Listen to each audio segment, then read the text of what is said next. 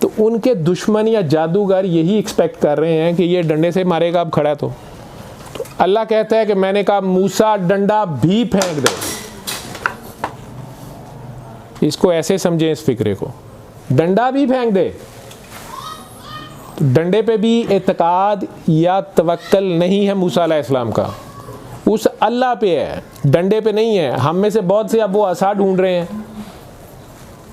کیا مولا علی کی ذوالفقار پکڑا دی جائے ایک لدو کو, وہ کہے کہ جی اس تلوار کو شکست نہیں ہے تو میں ہوں بس پتہ نہیں دنیا فتح کر لوں گا.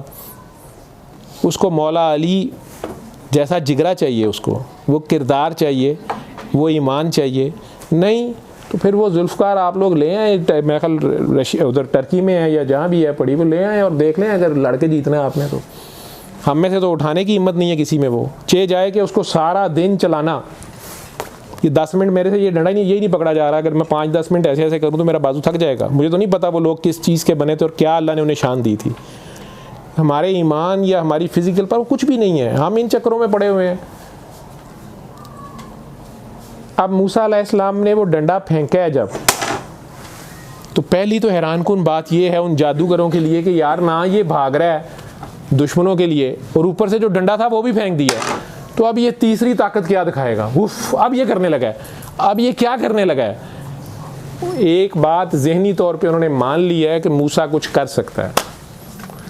یہ جو دشمن کا خوف ہوتا ہے, یہ خوف ہے, پیرالائز کرتا ہے. Fear is the most paralysing thing.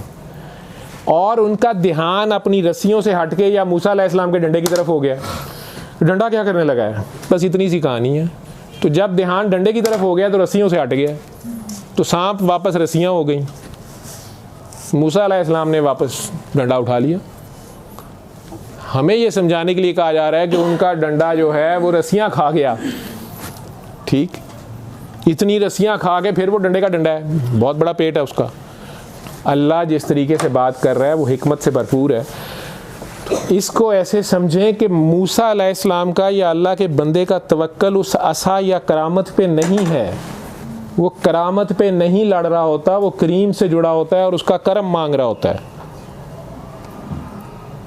اس کا کرم جس کو مل جائے اس کو اور کسی چیز کی ضرورت نہیں رہتی. وہ کریم سے جڑا ہوتا ہے اور اس کا کرم مانگ رہا ہوتا ہے. اب وہ اللہ کریم ہے یا نبی کریم ہے یا قرآن کریم ہے, جس کی پہنچ جہاں تلک اس کے لیے وہیں پہ تو ہیں, تینوں ہی کریم ہیں. موسیٰ علیہ السلام نے تو اتنی سی کام کر کے کیا کیا انہوں نے کام, کس طرح جادو توڑا ہے انہوں نے. اور وہ جادوگر سارے کے سارے اسی وقت ایمان لے آئے موسیٰ علیہ السلام پہ